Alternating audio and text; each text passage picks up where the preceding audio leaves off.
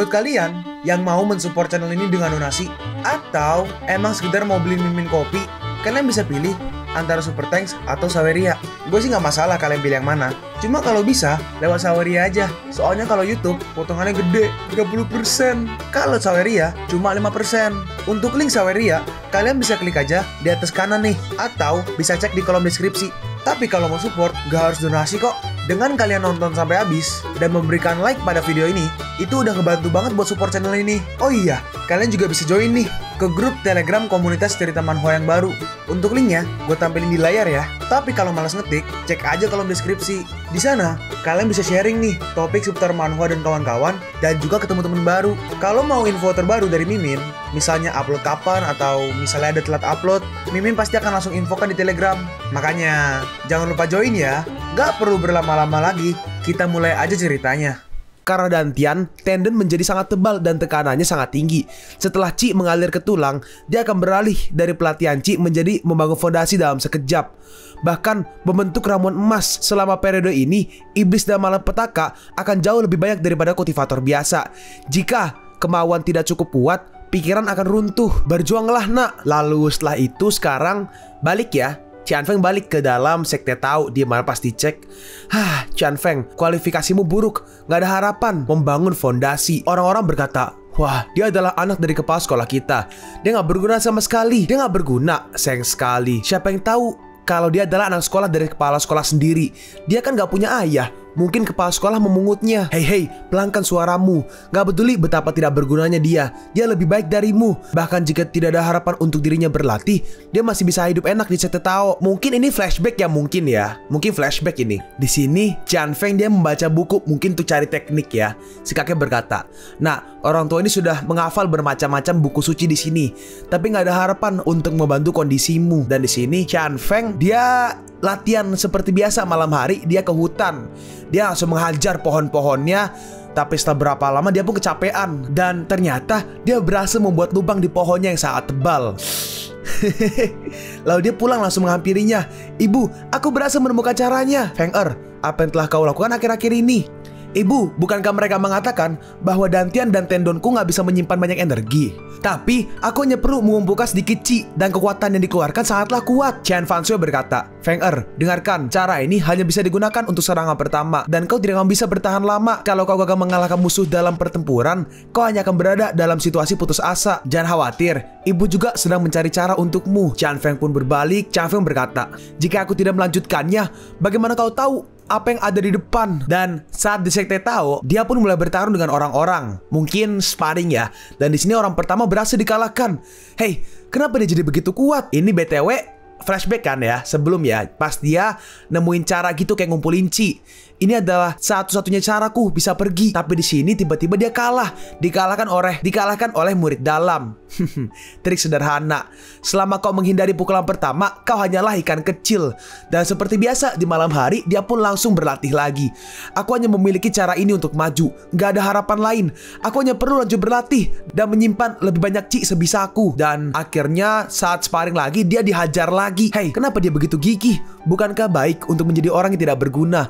Iya, menyerah aja. Bukankah enak menjadi playboy? Kalau enggak, beri aja dia panggilan. Sebut aja dia satu pukulan tidak terkalahkan, dan sampah 2 pukulan. Bagaimana? Lalu seperti biasa, dia pun langsung malam hari dia pergi ke hutan untuk latihan. Apa yang kulakukan? Apa tidak apa-apa untuk terus seperti ini? Jika aku menyerah, apalagi yang bisa kulakukan? Apa yang aku lakukan? Apa nggak ada cara lain? Di sini dia mengingat semua ingatan itu. Aku nggak bisa, aku sampah. Hei, jangan menyerah. Jangan tertipu oleh penampilan. Pikirkan tentang keinginan awalmu untuk menjadi lebih kuat. Itulah sumber Tao Heart, atau hati Tao ya. Dan sekarang flashback lagi pas Qianfeng masih kecil, dimana sama Qian Fansue mereka lagi liatin bintang-bintang jatuh. Wah, ibu, ayah menjadi bintang apa? Itu bintang yang tetap berada di utara. Gak peduli bagaimana bintang lain bergerak. Itulah ayahmu. Dia selalu mengawasi kita. Qianfeng berkata, saat aku besar nanti, aku akan menjadi seperti ayahku, melindungi ibuku. Apakah aku juga bisa menjadi bintang di samping ayah? Kau harus bekerja keras untuk menjadi sekuat ayahmu. Kau tidak hanya harus melindungi ibumu, tetapi juga melindungi orang biasa di dunia ini. Tidak, ayah tidak bisa tinggal bersama ibu. Jadi Feng akan menjaganya. Aku hanya ingin melindungi ibu. Ibu bekerja terlalu keras, seperti ayah yang sudah mengawasi dari langit. Lihatlah, 10.000 pedang Feng Er. Suara mendesing. Oh iya, benar. Kenapa aku selalu ingin menjadi lebih kuat? Bukan untuk membuat orang-orang di sekitarku terkesan. Bukan untuk bersaing. Aku hanya ingin seperti ayah. Aku ingin bisa melindungi ibuku di masa depan. Melindungi orang yang paling aku hargai. Apa hubungannya dengan orang yang mengejek diriku? Dan dia pun langsung sadar lagi. Tapi ternyata tiba-tiba penglihatannya mulai buram karena seperti ada kekuatan yang berkumpul di matanya. Terus kekuatan itu mulai mengelilingi tubuh dan memasukinya. Kita lihat ya. Dia mengumpulkan Qi menjadi satu. Fondasi Qi. Lalu dia membuat lingkaran yang bagus. Dan terlihat ya ada seperti sebuah kayak apa tuh? Eliksir. Sebuah eliksir emas yang terbentuk. Lalu setelah itu selesai, wah, Ling Yun berkata, selamat. Kau sudah menjadi penerusku. Dengan ini, seluruh dunia akan bergetar karenamu. Senior, tujuan Qian Feng berlatih bukan untuk mencari ketenaran di dunia. Aku hanya ingin bisa melindungi orang berhargaku. Hahaha.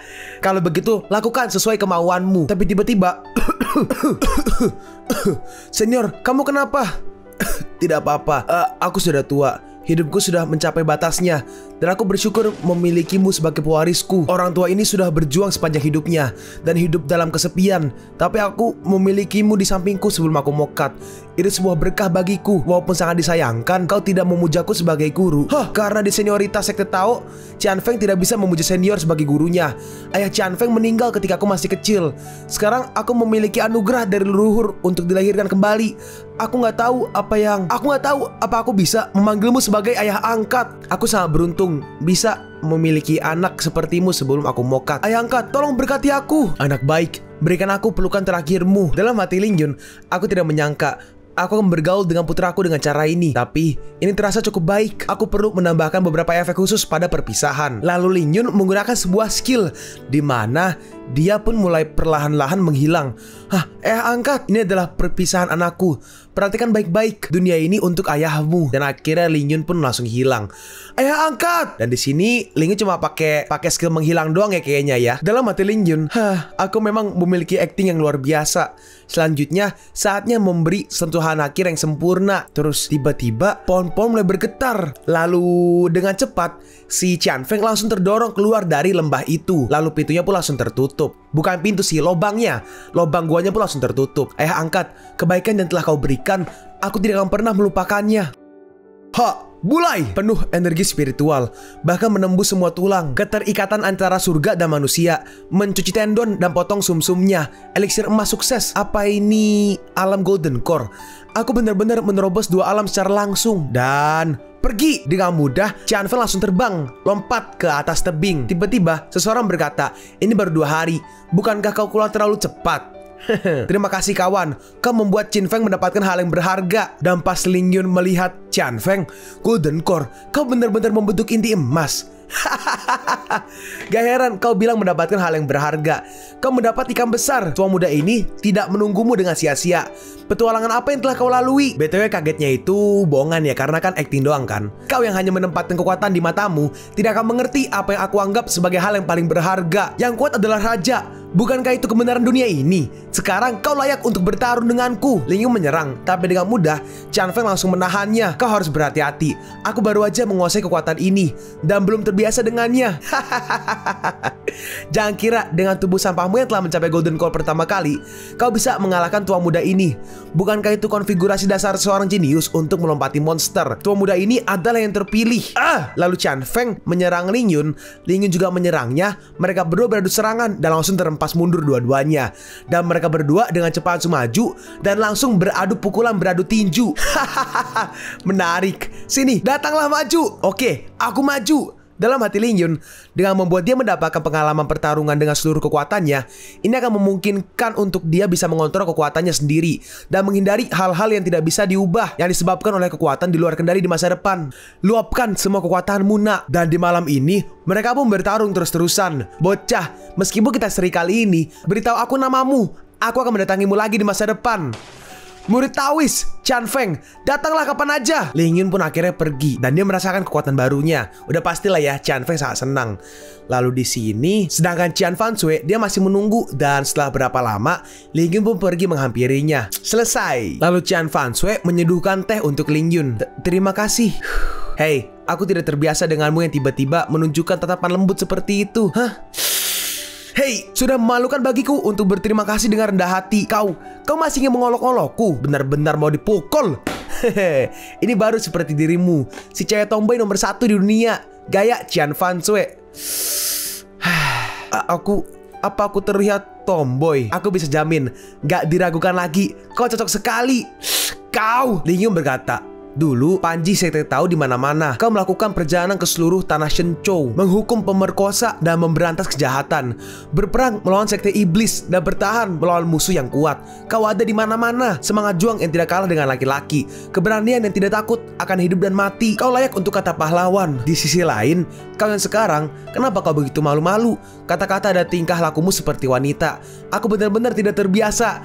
Terus tiba-tiba ada pedang melayang. Ling Yun berkata, Hei, apa yang kau lakukan? Kalau kau nggak suka, kau selalu menyerangku dengan pedang. Aku dari awal emang seorang wanita. Ling Yun bertanya, hihihi. Kau berteriak begitu keras. Apa kau nggak takut seluruh orang di sekte tahu mendengarnya? Akhirnya Cian Fansue duduk lagi. Cian Fansue berkata, maaf. Hei, apa yang kau lakukan sepanjang malam? Kenapa kau tiba-tiba meminta maaf padaku? Aku gak nyaman denganmu yang seperti ini. Aku tidak membiarkan seorang ayah dan anaknya saling mengenal. Apa kau tidak akan menyalahkanku? Hei, kupikir kau akan mengatakan sesuatu. Cuma itu aja. Hah? Bukankah itu penting? Tentu penting. Tapi aku bisa memahami usaha kerasmu sebagai seorang ibu. Jika itu aku, mungkin sama aja. Aku suka sama gayamu. Hah? Gaya aku. Setelah bertahun-tahun aku masih nggak tahu. Gaya apa yang kau lihat di matamu dariku? Katakan padaku. Seorang idiot yang nggak peka dan kaku. Hah? Tapi kau pria sejati. Dalam hati Ling Yun, tiba-tiba aku merasa sangat malu. Kenapa aku merasa jantungku berdetak sedikit? Aku perlu untuk mencari topik. Tiba-tiba, ada apa? Meskipun putraku telah membuat terobosan, dia telah dikalahkan dalam ujian Tao. Apa dia akan kecewa? Tidak. Aku sudah mengatur agar dia turun gunung untuk pelatihan. Kebetulan ada sesuatu yang bisa dia tangani. Putraku bahkan belum pernah turun gunung. Apakah dia bisa mengatasinya? Cian Fansue menjawab, Putri Mocong Ye Huan meninggalkan pavilion Caitian dan membuat keributan besar di Villa Mingqian di Jalan Heqian. Belok. Diputer. Jadinya kena Ling Yun. Kau, apa yang kau katakan? Kenapa kau begitu terkejut? Mau kemana putramu? Batalkan itu. Aku sudah mengirimnya turun gunung. Ling Yun berkata, Iblis Cai Tian ke Ye Huan sama liciknya dengan rubah. Aku khawatir anakku akan menderita. Apa kau tidak khawatir? Putraku sekarang berada di level atas dan memiliki kemampuan untuk melindungi dirinya sendiri tanpa harus mokat. Kalaupun aku menderita kerugian, setidaknya dia sudah melihat dunia. Aku tidak khawatir. Apa yang membuatmu gugup? Iya, masalah putraku sudah selesai. Aku kembali untuk melihat persiapan konferensi Wanfa. Yaudah, aku pergi dulu. Kamu... udah, pergilah. Dan Ling Yun pun akhirnya pergi. Aku harus pergi sekarang. Kenapa situasi berdarah seperti ini bisa terjadi? Anak perempuan itu cerdas, licik, dan gak bisa diprediksi. Putraku baru aja melintasi perbatasan dan ditingkatkan. Dan dia bisa disebut murid teratas dari generasinya. Tetapi dia memiliki temperamen yang lurus. Jika seseorang tidak berhati-hati, akan sangat buruk bagi siapapun untuk terluka. Benar juga. Mari cari Ye Huan dan biarkan dia membawa putrinya pulang. Seperti diharapkan dari dewa ini, telah mengalami banyak pertempuran dan bahkan hal-hal sulit pun dapat diselesaikan dengan sangat mudah. Ling Yun pun langsung melesat cabut ke pavilion Caitian. Ye Huan, cepat keluar. Orang yang kanan berkata, penjaga yang kanan ya. Sudah berapa kali orang suci datang untuk menggoda kepala lagi? Yang kiri menjawab, diamlah. Itu sebuah rahasia. Bintang jahat kecil baru aja pergi dan bintang jahat besar lainnya datang. Dan ternyata Ling Yun di sini lagi nunggu. Tiba-tiba si Ye Huan keluar cuma pakai anduk. Buset. Ling Yun berkata, "Hei, kau ngapain berpakaian seperti itu? Orang di bawah bisa melihatnya." Aku sedang mandi dan Saint tiba-tiba datang ke sini untuk memanggilku. Jadi aku datang bergegas. Ye Huan berkata, "Baru beberapa hari kita berpisah. Kenapa Saint datang mencariku lagi? Udah, ayo masuk. Ganti bajumu sebelum bicara." Dan mereka masuk, pakai baju, keluar. Aku sudah berganti pakaian. Beritahu aku, kenapa Saint di sini? Dengan kebijaksanaan licikmu, bagaimana mungkin kau tidak bisa menebaknya? Aku bukan cacing pita di perut Saint, dan aku tidak pandai dalam pemahamannya. Bagaimana aku bisa tahu? Buse. Putri, ini tentang putrimu. Bagaimana mungkin kau nggak tahu? Oh, Linglong. Ada apa dengan Linglong? Oke, namanya Linglong ya. Gue baru inget. Dia meninggalkan pavilion Caitian dan sekarang dia membuat masalah di luar. Itu Villa Mingqian, penjaga gerbang nomor 1 di Jalan Heqian, telah dikacaukan. Garis lari ini benar-benar lari. Pantas aku tidak melihatnya selama beberapa hari. Hei, apa kau tidak mengkhawatirkan putrimu? Mingqian Villa sedang mencari orang di mana-mana untuk berurusan dengan putrimu. Kau ini khawatir tentang putri kita atau Villa Mingqian? Tentu saja aku mengkhawatirkan putriku. Mingqian Villa telah mengirimkan permintaan bantuan ke Sekte Tao. Qian Fanshui telah mengirim orang turun gunung. Siapa yang diutus oleh Sekte Tao? Jika dia tidak memiliki skill yang bagus, dia mungkin akan sial saat bertemu Linglong. Pada saat itu, aku benar-benar ingin melihat ekspresi apa yang akan dimiliki Qian Fanshui. Ini dia mengirimkan putranya. Ini sangat menarik. Hei, kau masih bisa tertawa jika mereka berdua berkelahi? Akan gawat kalau sampai terluka. Bukankah Qian Feng memiliki energi internal yang buruk? Beraninya Qian Fanshui mengirimnya turun gunung. Karena aku bla bla bla bla, jadi semua kejadian itu semua diceritain. Bersamamu, orang suci terkuat di dunia. Sebagai ayahnya, anakmu seperti terakhir dengan Kail, dan dia mendapat bom raja. Hei, kenapa kau masih bisa tertawa? Sekarang fondasinya kokoh. Dia juga bisa bertarung dengan Nascent Soul Realm. Apa kau nggak khawatir putri kita terluka? Ye Huang berkata, Saint yang tidak terkalahkan di dunia. Garis kecilku, bukankah dia juga hidup dengan baik di bawah tangan Saint? Keterampilan dan kebijaksanaan putri kita bahkan melebihiku. Semua monster licik di pavilion Caitian telah benar-benar dibungkam olehnya. Lawan pertama yang ditemui putra Qian Fanshui adalah dia. Jadi dia mungkin juga menderita kerugian besar. Lingyun berkata, hei, kau wanita iblis, cukup bicara aja. Kenapa kau harus duduk seperti ini? Cepat, turun.